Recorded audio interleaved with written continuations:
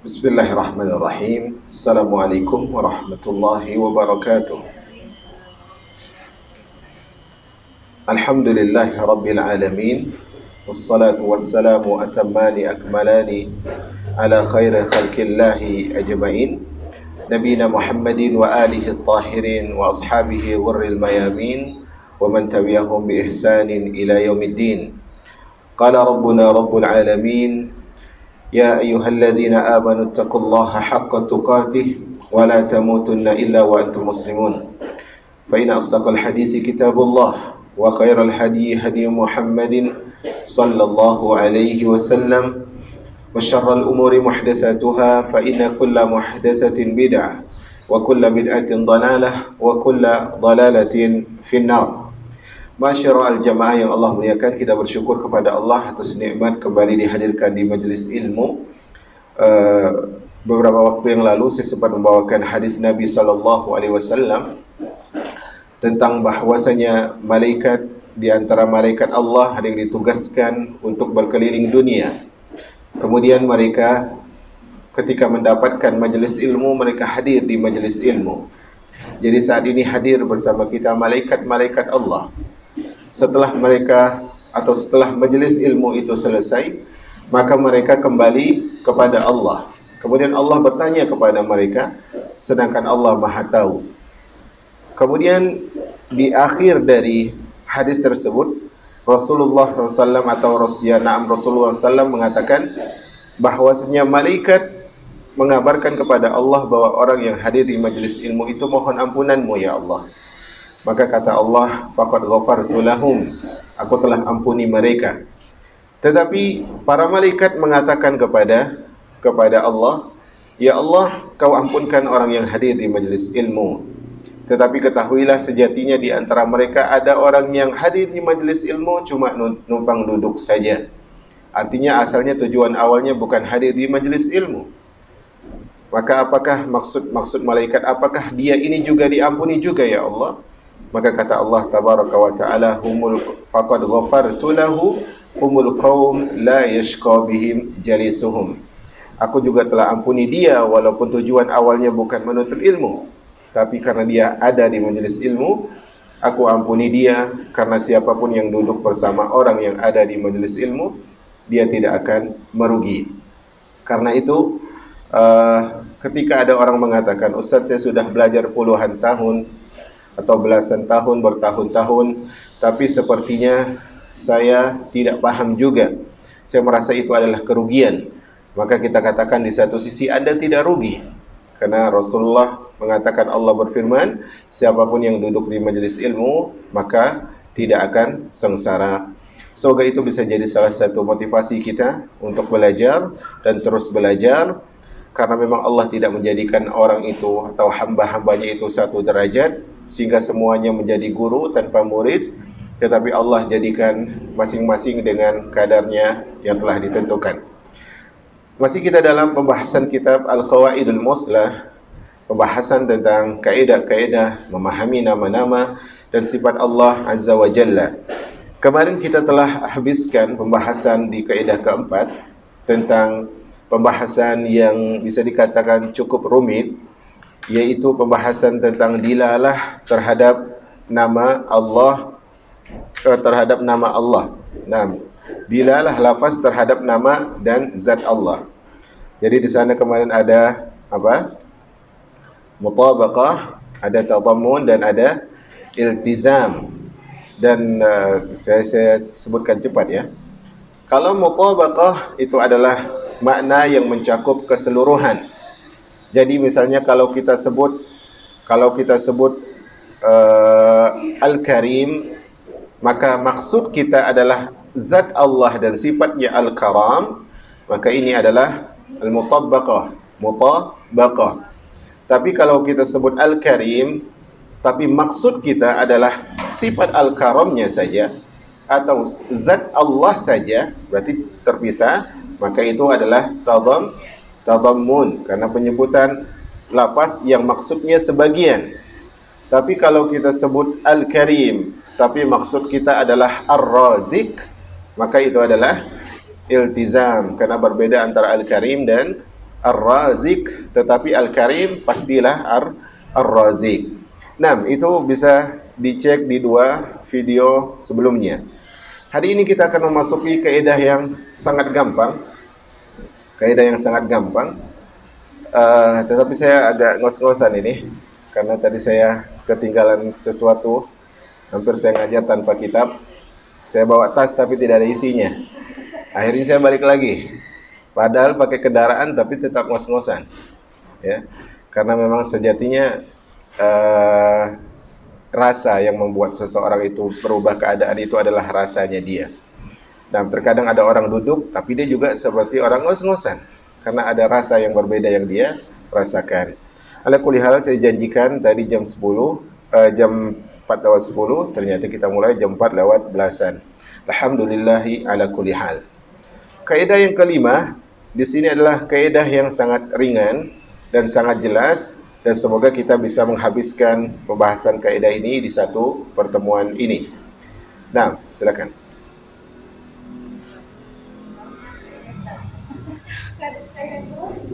Oh, belum siap ya? Ya.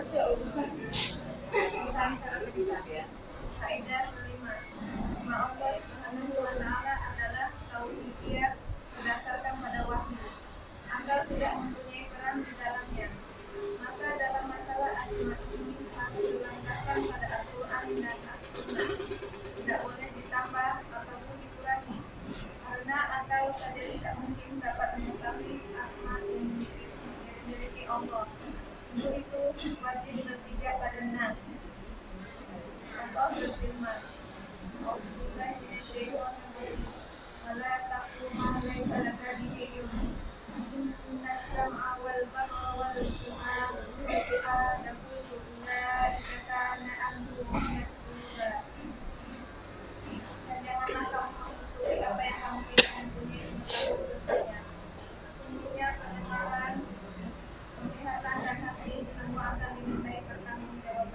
Nah, cukup.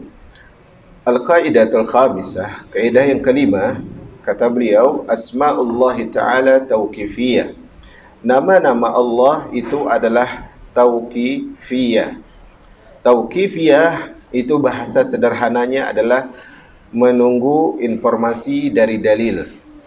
Menunggu informasi dari dalil. Tauqifiyah itu artinya adalah no comment sampai ada dalil. Itu adalah makna tauqifiyah.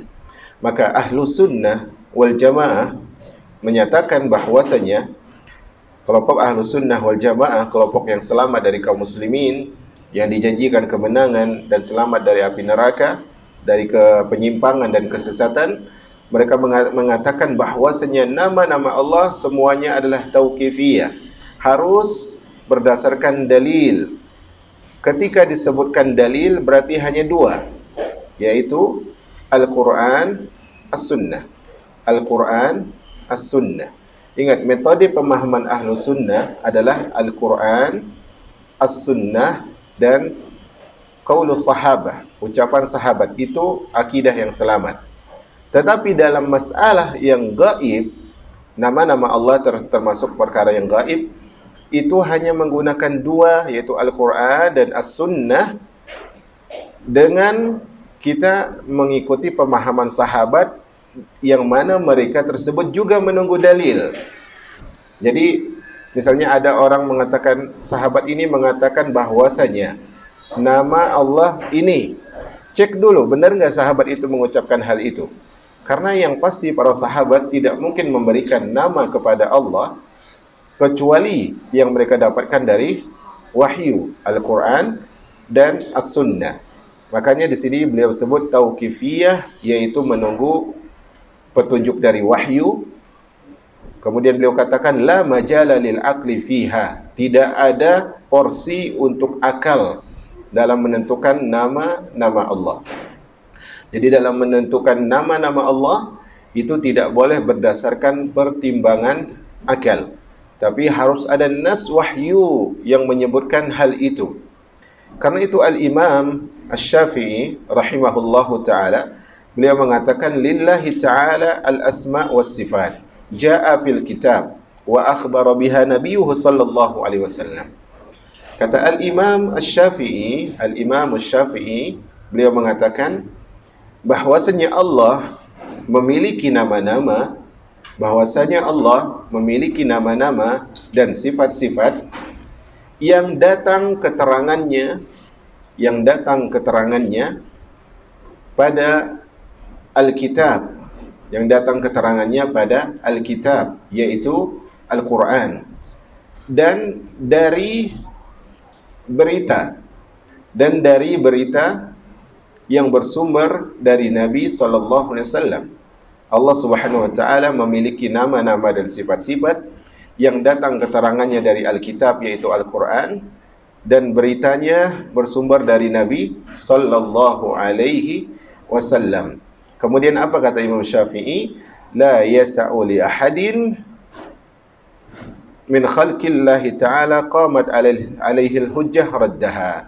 Tidak diizinkan bagi siapapun dari hamba Allah, tidak diizinkan bagi siapapun dari hamba Allah yang telah sampai kepadanya hujjah, yaitu tentang nama dan sifat Allah, dalam tanda kurung, tentang nama dan sifat Allah, untuk menolaknya. Artinya kalau Al-Quran sebutkan ini nama Allah, maka tidak boleh ditolak. As-Sunnah atau hadis menyebutkan ini nama Allah, maka juga tidak boleh ditolak. Banyak sekali ulama yang mengucapkan hal yang semisal, di antaranya Imam Ahmad rahimahullah, Al-Imam Ad-Darimi rahimahullah, bahkan Al-Imam Ibnu Hazm di dalam kitab beliau Al-Muhalla, beliau menyebutkan bahwasanya fasahha, telah sah bahwasanya, fasahha annahu la yahillu, telah sah bahwasanya tidak halal seseorang an yusammi Allah, menamakan Allah, illa bima samma bihi nafsuhu, tidak halal bagi seorang menamakan Allah kecuali dengan nama yang Allah namakan dirinya dengan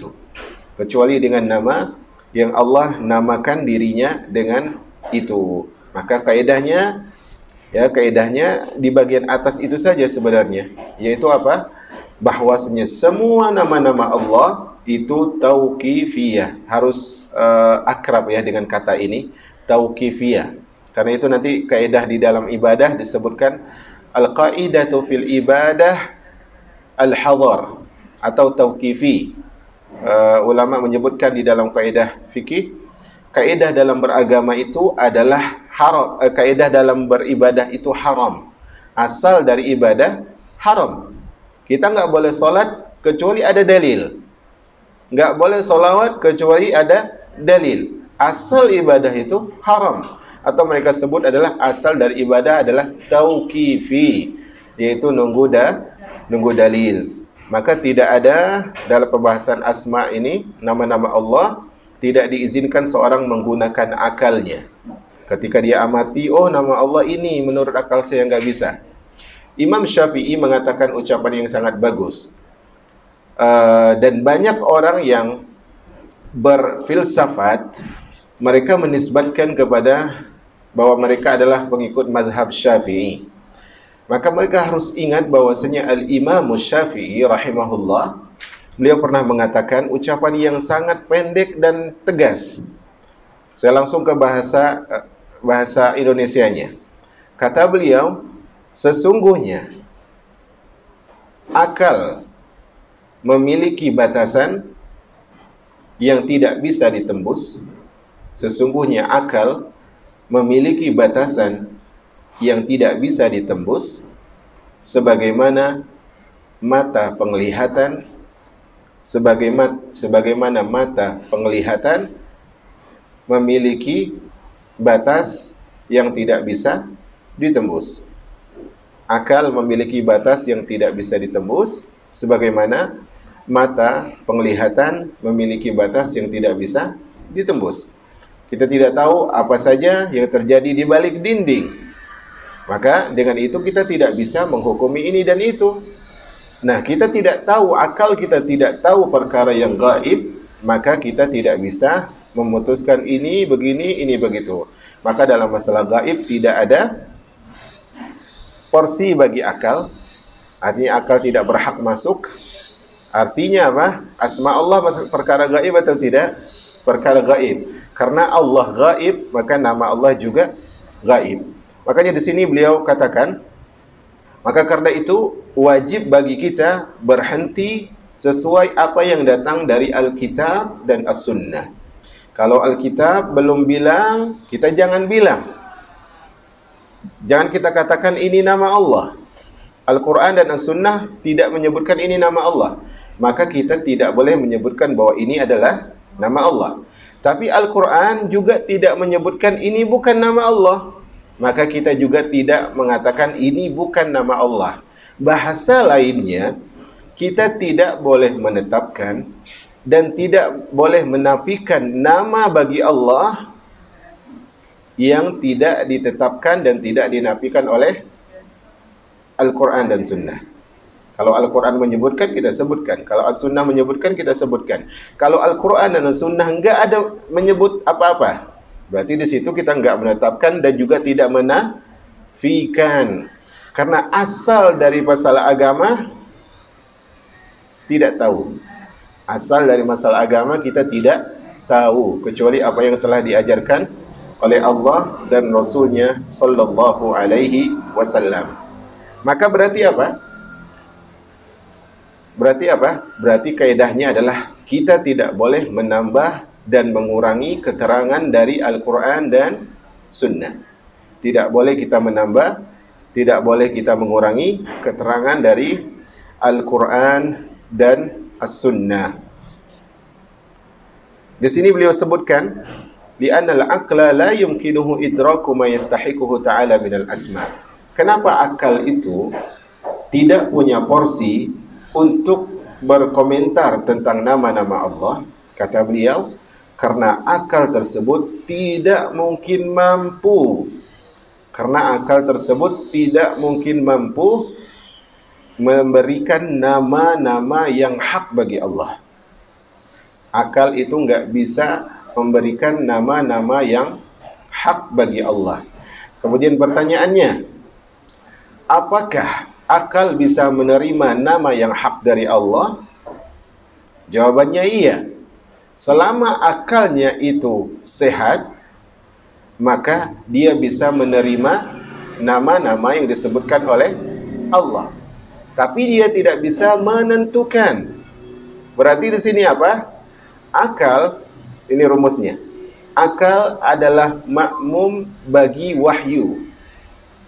Akal adalah makmum bagi wahyu, atau akal adalah makmum bagi dalil. Bahasa lainnya begitu. Jadi kalau dalil belum sebutkan, akal nggak boleh bilang begini. Karena akal tidak bisa memberikan nama yang sempurna bagi Allah, tetapi dia bisa mengakui bahwa itu adalah nama Allah kalau itu adalah akal yang sehat. Nah, kalau kita ambil kesimpulan lain, berarti makna lainnya adalah tidak ada kias pada nama-nama Allah. Tidak ada kias pada nama-nama Allah Azza wa Jalla. Karena itu berkata Al-Imam As-Safarini, beliau punya kitab namanya Al-Aqidah As-Safariniyah. Beliau mengatakan, lakinnaha fil haqqi tauqifiyah lana biza adillatun wafiyah. Tetapi nama Allah itu adalah tauqifiyah. Apa tadi tauqifiyah? Nunggu dalil, no comment sampai datang dalil. Lana biha adillatun wafiyah. Tetapi kita memiliki dalil-dalil yang cukup untuk apa?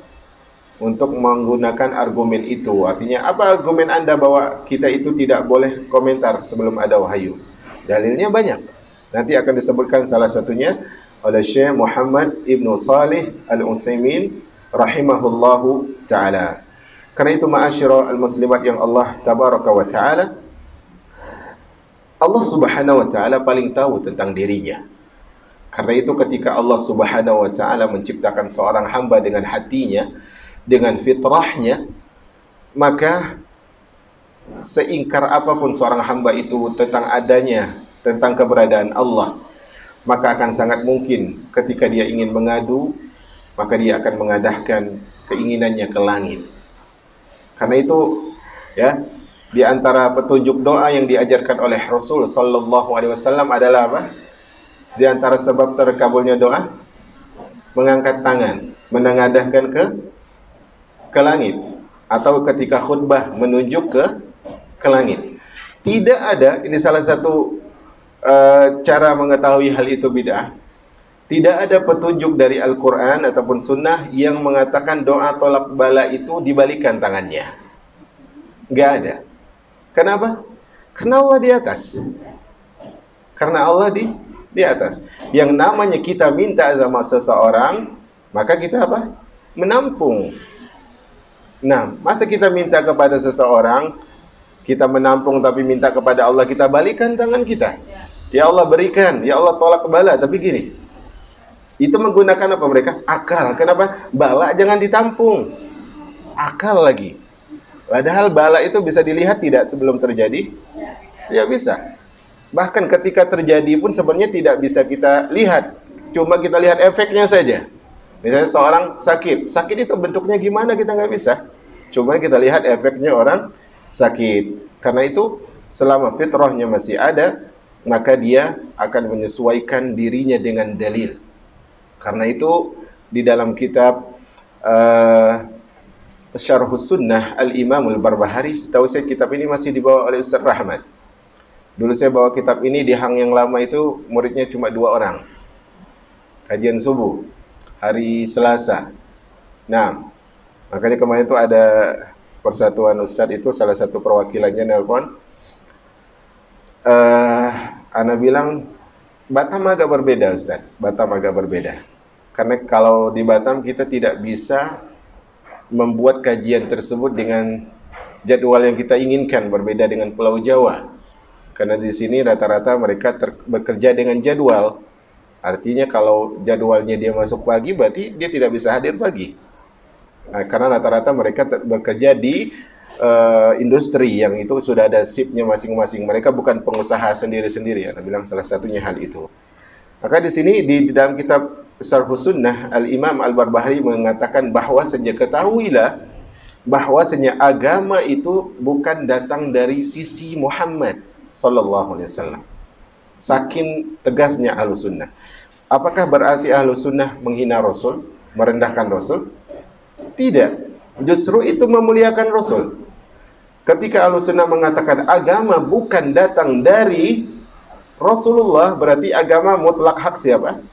Hak Allah. Rasulullah ketika berdakwah kepada orang Quraisy, pemuka Quraisy, Rasulullah berdakwah berambisi. Kenapa beliau berambisi mendakwahkan pemuka Quraisy? Karena kalau pemimpinnya masuk Islam, diharapkan masyarakatnya masuk Islam. Rasulullah bersungguh-sungguh, datang Abdullah bin Umi Maktum ingin mendapatkan Islam, tapi Rasulullah bermuka masam. Maka apa kata Allah tabaraka wa taala? Abasa wa tawalla. Rasulullah bermuka masam dan berpaling. Kalau agama ini dari sisi Rasul, Rasul sembunyikan nih, aib nih, disindir sama Allah. Tetapi itu wahyu.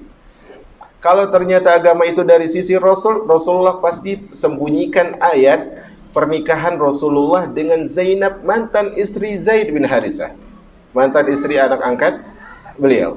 Tetapi ada di dalam Al-Quran. Maka di sini jelas bahwasanya Al-Quran adalah bukan ucapan Rasul. Dalam bahasa yang lebih luas adalah Rasul cuma menyampaikan syariat-syariat, termasuk tentang nama-nama Allah. Ini adalah Rasulullah ketika berbicara berarti berdasarkan dengan dalil.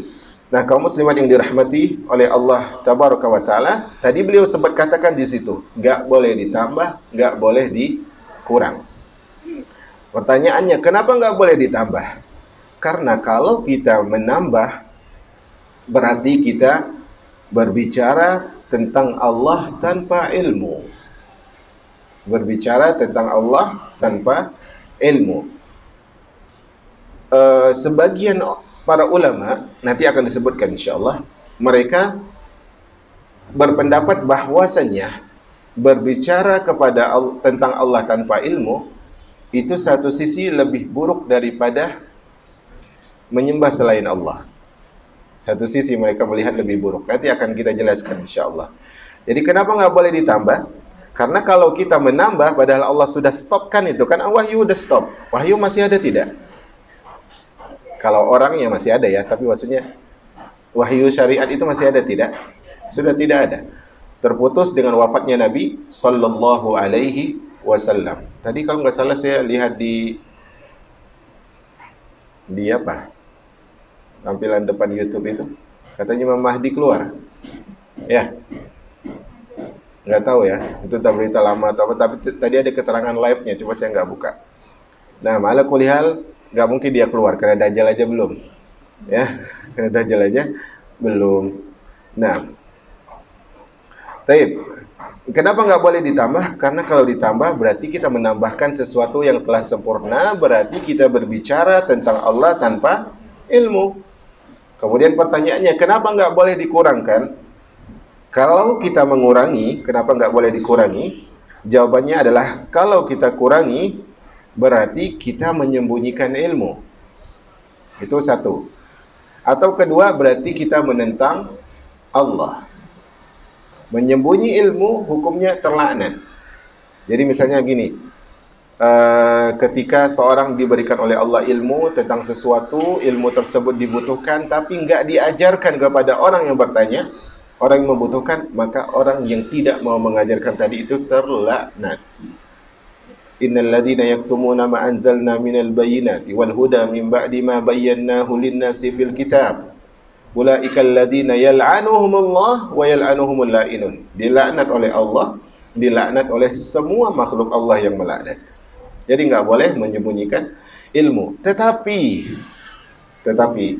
ada kalanya ketika orang bertanya ilmu, tidak boleh ada rukhsah, ada keringanan, kita tidak wajib menjawab.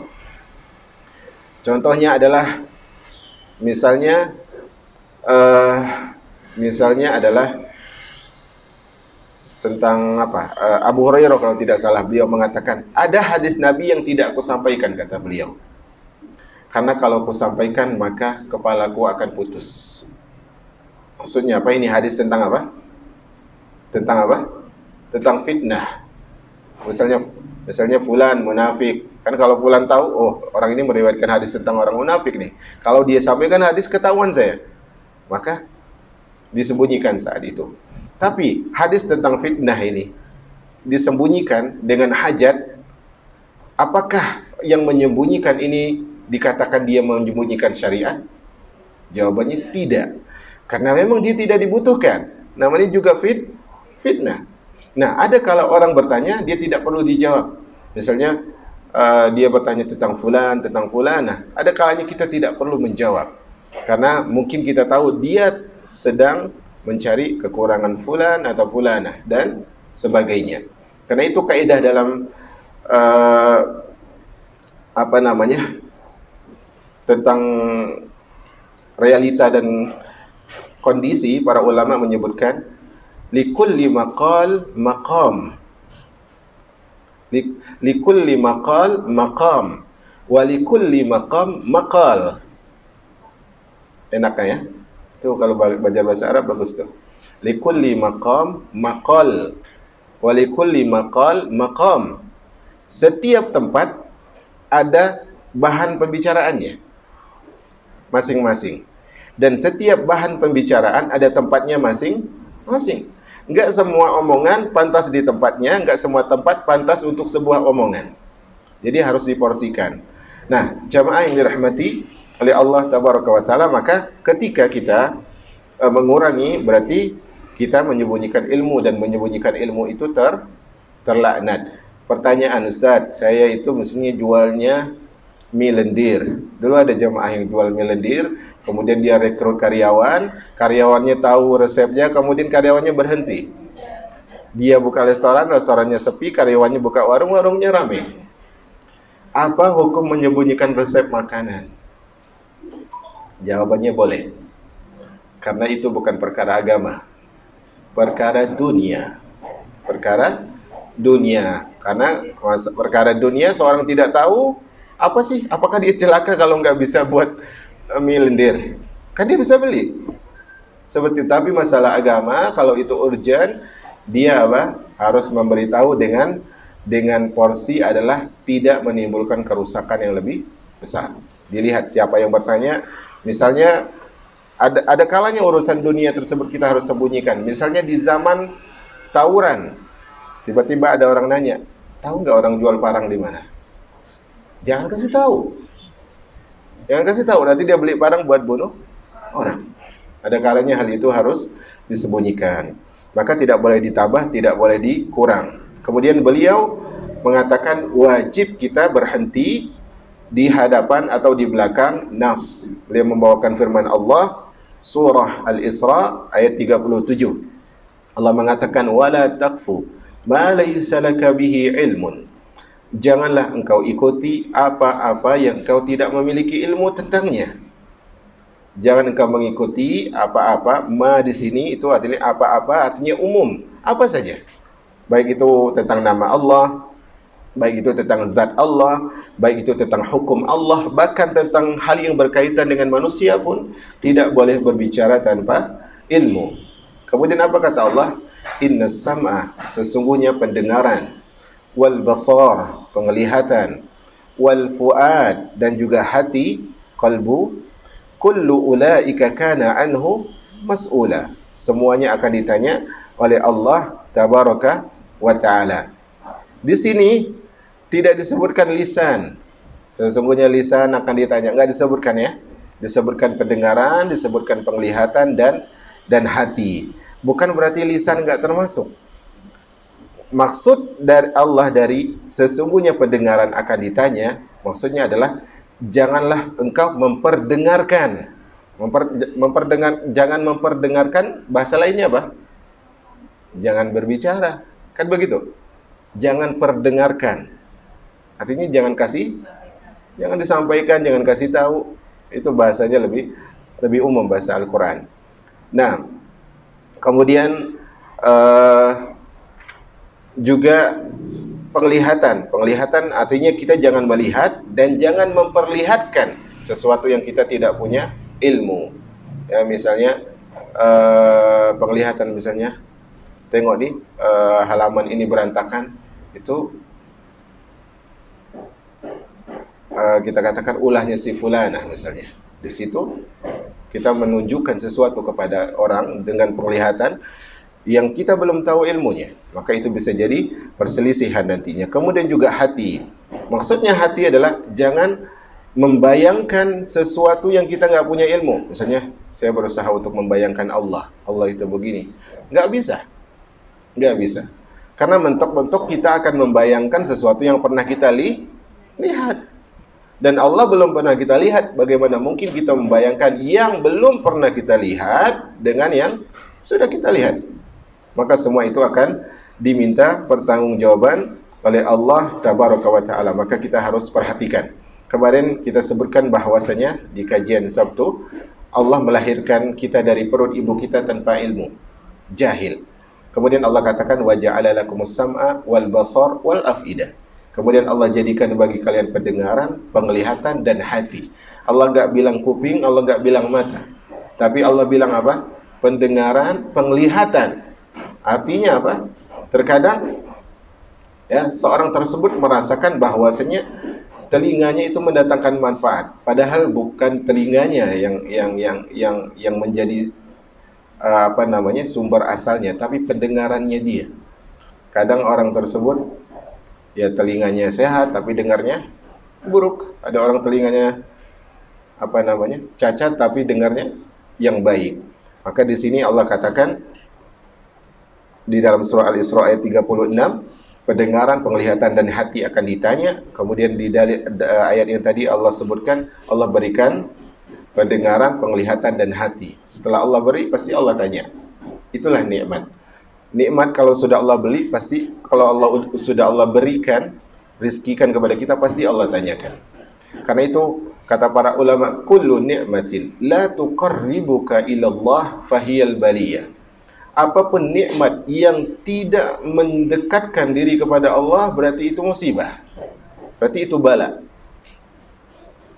Kebalikannya, kullu musibah tuqarribuka ilallah fahiya ni'mah. Setiap musibah yang mendekatkan diri kepada Allah, itu adalah nikmat. Jadi asal dari nikmat yang hakiki berbuah pahala atau dosa adalah sikap kita. Sikap kita. Karena itu kemarin sebelum memutuskan kajian Sabtu itu, ada 2 kitab yang saya pilih. Pertama Fawaidul Fawaid yang sekarang kita bawa. Yang kedua kitab Mukhtasar Minhajul Qasidin yang ditulis oleh Al-Imam Ibnu Qudamah. Di situ beliau sebutkan, di kitab tersebut salah satu poinnya beliau sebutkan, ada orang masuk surga karena dosa dan masuk neraka karena kebaikannya. Karena kebaikannya. Itu karena apa?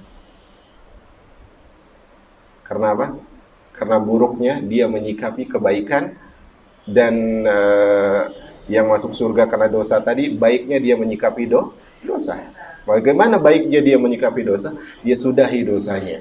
Dia rubah dengan kebaikan. Nah, di situ jadi kita harus tahu bahwasanya jangan sampai kita berikan nama kepada Allah yang bukan nama Allah, sehingga nanti kita akan ditanya oleh Allah Azza wa Jalla. Nah, baca selanjutnya, kita syarah singkat saja. Ayat selanjutnya.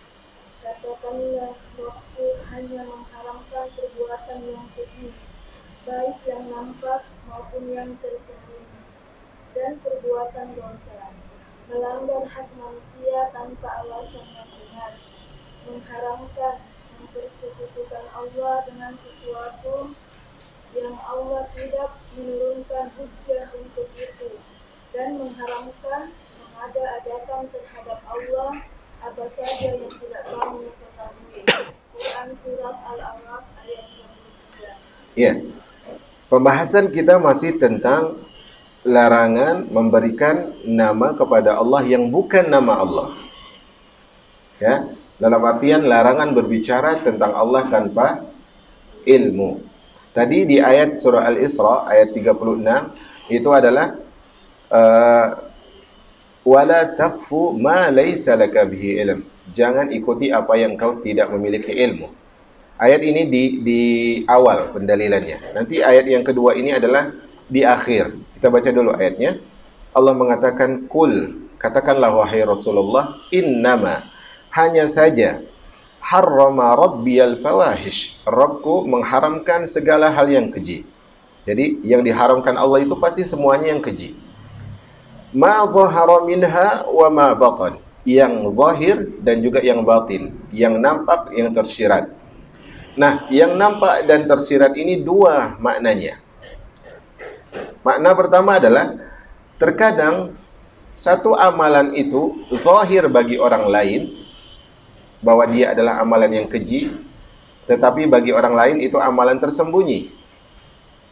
Nah, sebagian orang tidak mengetahui bahwasanya membungkuk di hadapan orang lain itu adalah haram.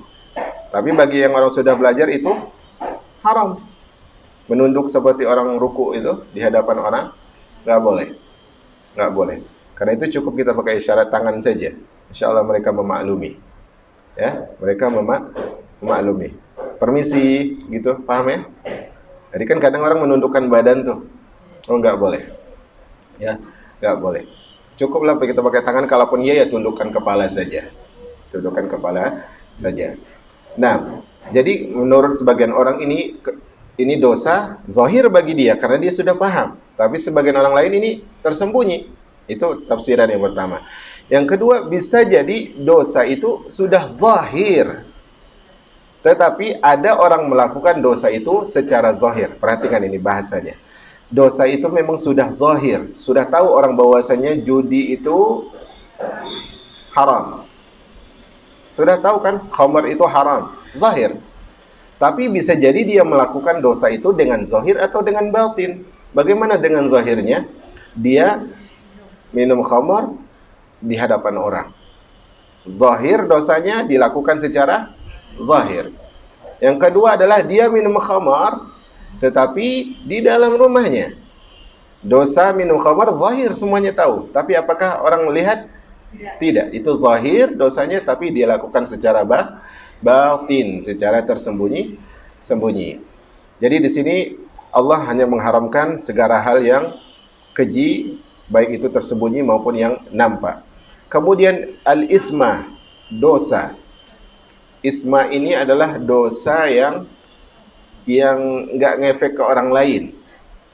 Dosa yang enggak ngefek ke orang lain itu disebut ismun. Kemudian bagyun itu dosa yang ngefek kepada orang lain. Dalam bahasa lain kezaliman. Itu ngefek kepada orang lain. Bi ghairil haq. Ini disebutkan dosa dan kezaliman tanpa cara yang benar. Pertanyaannya, adakah dosa dan kezaliman dengan cara yang benar? Di sini ayat loh. Ayat mengatakan Allah melarang perbuatan keji zahir dan batin dan segala dosa dan kezaliman tanpa hak. Pertanyaannya, adakah kezaliman yang hak? Enggak ada. Enggak ada. Terus apa fungsi kata bi ghairi haq ini? Fungsinya menegaskan bahwasanya kezaliman itu selamanya tidaklah benar. Tidaklah benar. Baik, di situ Allah menyebutkan bi ghairil haq bukan berarti ada kezaliman yang hak, tetapi artinya semua kezaliman pasti tanpa hak. Kemudian yang selanjutnya wa an tusyriku billahi ma lam yunazzil bihi sultana. Dan kalian mensekutukan Allah dengan apa-apa yang tidak ada dalilnya. Nah, di sini disebutkan mensekutukan Allah dengan apa-apa yang ada dalilnya. Apakah ada kesyirikan yang ada dalilnya? Enggak ada. Sama saja. Semua kesyirikan pasti tidak ada dalilnya. Maksudnya tidak ada dalil yang membolehkan kesyirikan. Sama sekali tidak ada. Kemudian wa an taqulu, ini poin pendalilannya. Boleh digaris bawah ayatnya. Wa an taqulu 'alallahi ma la ta'lamun. Dan kalian berkata tentang Allah apa yang kalian tidak ketahui. Terjemahannya juga dikasih tanda. Dan kalian berkata tentang Allah apa yang tidak kalian ketahui. Nah, perhatikan jemaah, sebagian para ulama, ini sebagian ya, ingat sebagian, berarti bukan ijma'. Sebagian para ulama mengatakan bahwasanya ayat ini surah Al-A'raf 33 itu adalah ayat urutan dosa dari kecil ke besar. Dari kecil ke besar. Coba kita lihat. Allah mengatakan, katakanlah wahai Rasulullah, sesungguhnya Rabbku hanya mengharamkan fawahish yang keji, yang zahir dan yang batin. Pertama disebut apa? Fahisyah, kan itu ya, dosa pertama kan? Yang kedua apa? Ismun, dosa. Berarti ismun ini kalau kita urut dari rendah ke besar kan gitu kan? Berarti ismun ini jauh lebih besar daripada fahish, kan gitu? Kemudian disebut bagyun, kezaliman. Berarti kezaliman ini jauh lebih besar daripada sebelumnya. Kemudian kesyirikan. Wa antusyriku billah. Kesyirikan jauh lebih besar daripada kezaliman. Kemudian terakhir apa? Berbicara tentang Allah tanpa ilmu. Nah, kalau kita ikut pendapat yang para ulama mengatakan ayat ini ayat urutan dosa dari rendah ke besar, berarti di sini mereka berpendapat bahwasanya berbicara tentang Allah tanpa ilmu jauh lebih besar dosanya daripada kesyirikan. Perhatikan di sini. Kenapa demikian? Karena seorang kalau dia buat syirik, misalnya dia nyembah nih kepada selain Allah, buat dirinya sendiri. Buat dirinya sendiri itu sesatnya. Dia nyembah kepada selain Allah, minta kepada selain Allah. Yang sesat siapa? Dia sendiri. Tapi kalau dia berbicara tentang Allah tanpa ilmu, berarti kan dia ngomong sama orang nih, Allah itu begini-begini tanpa ilmu. Dia sesat dan dia menyesatkan yang lain. Berarti kezalimannya itu pada dirinya dan kepada orang lain berefek. Maka di situ mereka melihat bahwasanya ayat ini adalah berbicara kepada Allah tentang ilmu jauh lebih syirik daripada syirik. Sisi lain pendalilannya apa? Karena begini. Karena orang yang sujud kepada selain Allah, dia mensekutukan Allah dengan sesembahannya ini. Paham di sini? Tapi orang yang berbicara tanpa ilmu kan berarti dia sok tahu tuh. Dia mensekutukan Allah dengan dirinya sendiri. Jadi saya itu sama dengan Allah. Allah tahu, saya juga tahu. Bahkan Allah nggak tahu bahwa ini nama Allah, saya tahu ini nama Allah. Paham di sini? Paham tidak? Orang yang sujud kepada kuburan misalnya, dia mensekutukan Allah dengan kuburan. Tapi orang yang berbicara tanpa ilmu, misalnya saya nih berbicara tanpa ilmu, berarti saya sekutukan Allah dengan diri saya. Saya merasa lebih berilmu daripada Allah. Allah nggak tahu bahwa itu adalah nama Allah, saya tahu itu nama Allah. Paham di sini?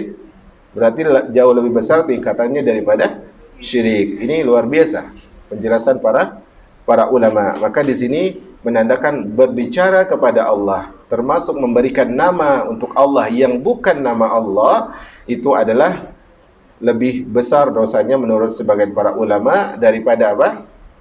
Daripada kesyirikan. Maka hal ini kita harus perhatikan kaum muslimat yang dirahmati oleh Allah tabaraka wa ta'ala. Karena itu sebagian para ulama nih, sekali lagi ya, sebagian, saya tidak berani mengatakan ijma.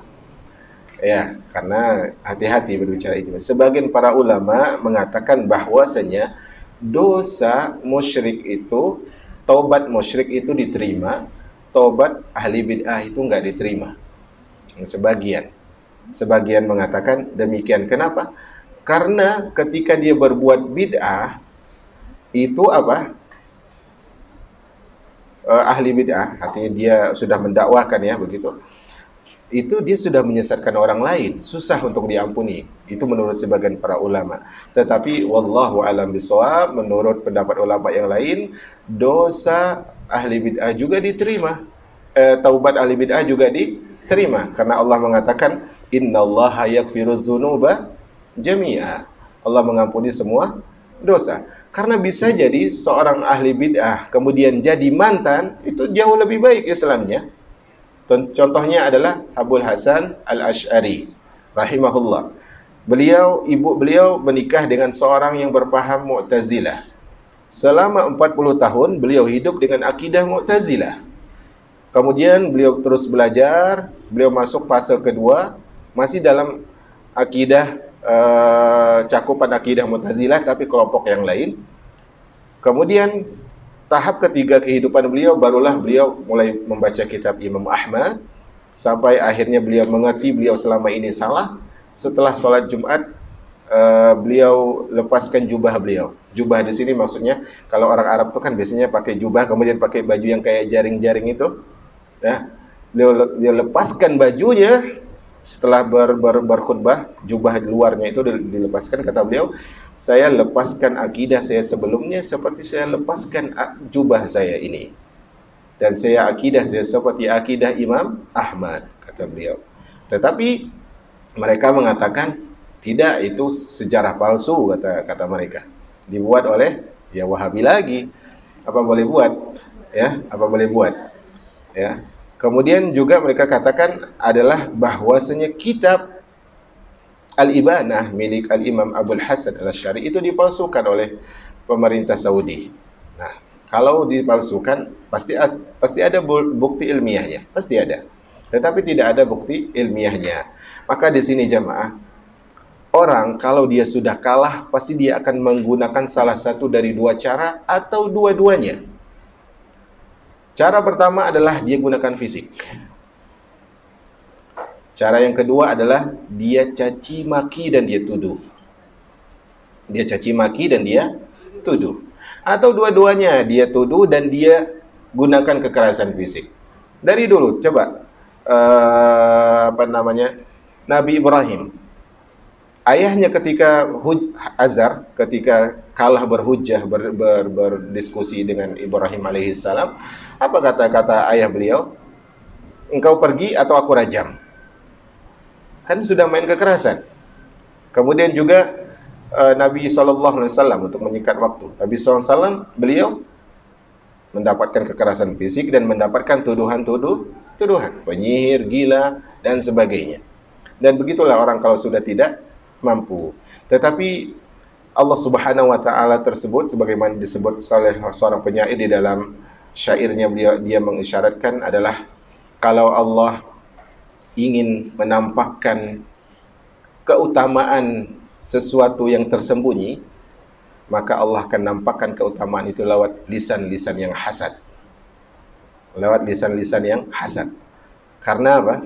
Kadang kita itu nggak sempat nyampain ini. Kadang kita itu nggak sempat berdakwah ke penjuru dunia, penjuru bumi, penjuru Nusantara. Tapi karena tokoh yang ngomong, akhirnya orang, apa ini Salafi? Apa ini Wahabi? Orang cari tahu. Dan akhirnya, ya promo gratis. Begitulah. Karena itu saya tidak suka sebar yang seperti itu. Sebar yang seperti itu saya tidak suka. Kenapa? Karena semua orang yang fitrahnya selamat dan punya kecerdasan di dalam menilai, dia akan tahu mana yang benar, mana yang palsu. Sudah begitu saja. Cukup seperti itu. Karena apa?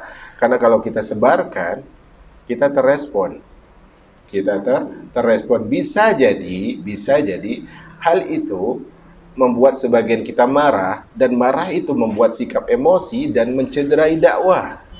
Karena itu saya tidak suka merespon hal seperti itu. Apalagi tokoh seperti ini memang tokoh yang dia itu sebenarnya pintar, memang beliau.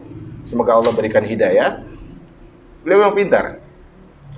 Ya tetapi kata Nabi SAW, inna likulli ummatin fitnah. Setiap umat punya fitnah. Dan fitnah umatku adalah harta. Ya, sudah dapat jabatan ya, sudah dapat harta ya, tinggal nunggu ajal aja lagi. Seperti itu. Nah, wallahu alam bis-shawab. Nah, yang terakhir. Selain itu, menamai Allah dengan asma yang tidak diberikan oleh Allah kepada dirinya sendiri atau mengingkari asma-Nya adalah pelanggaran terhadap hak Allah. Maka wajib berlaku sopan dalam masalah ini dan cukup dengan mengikuti apa yang diajarkan oleh Nas.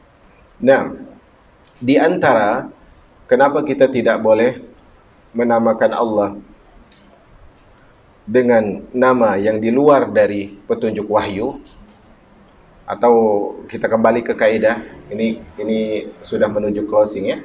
Kita kembali kaidah. Kenapa nama Allah itu harus tauqifiyah?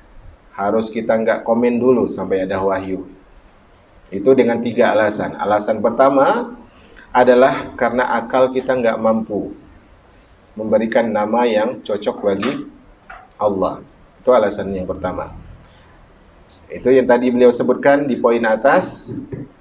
Poin atas, karena tidak ada porsi untuk akal. Itu. Ini ringkasannya loh ya.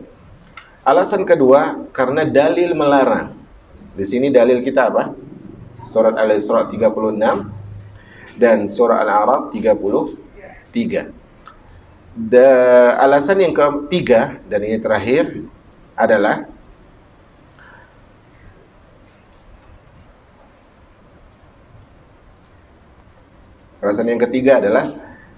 menamakan Allah dengan nama yang tidak diberikannya untuk dirinya, menamakan Allah dengan nama yang tidak diberikannya, ini adalah Allah, untuk dirinya. Artinya Allah nggak beriin nama itu buat dirinya. Memberikan nama kepada Allah dengan nama yang tidak diberikannya untuk dirinya adalah kriminal. Adalah sikap kriminal atau kejahatan. Itu alasan ketiga. Itu adalah alasan 3. Makanya di sini beliau sebutkan wali adna tasmiyatahu ta'ala bima lam yusammi bihi nafsah au inkaru ma samma bihi nafsah jinayah. Karena menamakan Allah dengan nama yang tidak dia namakan dirinya dengannya, atau ini kebalikannya, atau menafikan nama yang Allah namakan dirinya dengan nama itu. Misalnya Allah sebutkan bahwa namanya Al-Alim, ada orang mengatakan itu bukan nama Allah, maka itu juga adalah kriminal. Maka wajib, kata beliau di sini, sulukul adab, beradab kepada Allah, beradab kepada Allah. Waqtisaru ala ma jaa bihin nas. Bagaimana cara beradab kepada Allah? Mencukupkan diri dengan nas dalil. Mencukupkan diri dengan nas dalil. Contohnya saja beginilah. Contohnya kalau ini di negeri Arab sangat dihormati, kalau di negeri kita mungkin agak kurang. Yaitu misalnya ada seorang diberikan oleh ayahnya itu nama, misalnya dia namanya adalah Aisyah. Tapi tiba-tiba temannya manggil dia Sumayyah, maka dia akan merasa terhina. Karena ayahnya memberi nama Aisyah. Kenapa dipanggil Sumayyah? Dan kalau kita sekarang kan enggak. Kalau negeri kita nih udah mulai rusak kebiasaannya. Artinya dipanggil nama apapun dia ada contoh. Tapi itu nama public figure pula, nanti saya kena. Ya, atau di kampung saya lah, di kampung saya. Di kampung saya itu ada orang namanya Bodoh. Coba, namanya Bodoh dipanggilnya. Bukan nama asli, tapi panggilan sehari-hari Bodoh. Ada juga yang dipanggilnya Bego. Subhanallah. Ada yang bukan namanya itu. Kadang namanya tenggelam kita. Nggak tahu nama aslinya. Nah, ini kan negara kita udah rusak. Tapi asalnya, terutama orang Arab, kalau orang tuanya ngasih nama ini dipanggil dengan nama lain, itu disebut penghinaan. Nah, Allah sebut namanya ini, tapi kita katakan itu bukan nama Allah. Atau Allah tidak sebut ini namanya, tapi kita berikan nama itu kepada Allah, maka itu adalah penghinaan terhadap Allah. Maka kunci semua keberhasilan setelah taufik dari Allah, setelah kesungguhan, kunci keberhasilan adalah beradab dalam semua hal. Beradab dalam semua hal. Kalau kita ingin dapat hidayah Allah, kita harus beradab kepada Allah. Kalau kita ingin dapat syafaat Rasul, harus beradab kepada Rasul. Kalau kita ingin mendapatkan ilmu dari guru kita, kita harus beradab kepada guru. Bahkan nih, sebagian para ulama menyebutkan ya, saya baru buat tulisan. Tulisan ini memang mengantisipasi komen. Saya khawatir ketika saya sebutkan sebuah statement, ada komen. Komennya bakalan begini misalnya, tuh Ustadz ngomongin tentang menghormati guru, tuh dia minta dihormati. Tadi saya sudah buat tulisan persiapan membela diri. Saya buat tulisannya adalah begini. Orang mengingatkan Anda untuk menghormati pihak yang harus dihormatkan. Orang mengingatkan Anda untuk memuliakan pihak yang harus dimuliakan, bukan berarti dia minta dimuliakan. Seperti dokter ketika melihat orang sakit, dia katakan ke dokter, periksa ke dokter, bukan berarti nyuruh periksa ke dia. Itu loh, terkadang orang kalau diingatkan dia, itu minta dihormati, bukan. Tetapi apa? Kata para ulama, resep keberhasilan seorang murid setelah kesungguhan, keikhlasan dan kesungguhan adalah dia beradab sehingga kepada gurunya. Sehingga sebagian mereka nih mengatakan apa? Kalau gurunya marah, dia harus cari sebab supaya menyalahkan dirinya sendiri. Tuh. Karena itu kita kalau pas ngelihat ucapan ini jadi mikir, andai bisa ketemu lagi dengan ustadz yang dulu pernah sempat kita remehkan. Kita manusia, kita bersalah dari hal itu. Maka ketika dengan manusia kita harus beradab, apalagi dengan Allah dan Rasulnya Sallallahu Alaihi Wasallam. Naam, ini adalah pembahasan kita tepat dengan waktu yang dijadwalkan, kurang sekian detik. Seandainya ada pertanyaan, kami persilakan. Wallahu a'lam bishawab.